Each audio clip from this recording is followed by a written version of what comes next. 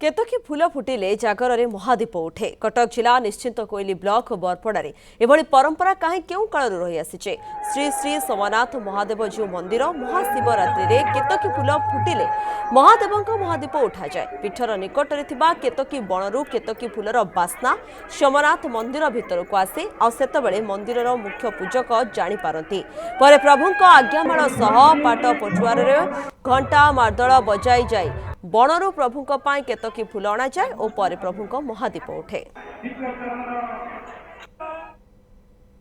3:30 4 रात जिते केतकी फूल फुटब से जाए आमर महादीप उठे से पर्यंत महादीप उठी न थाए।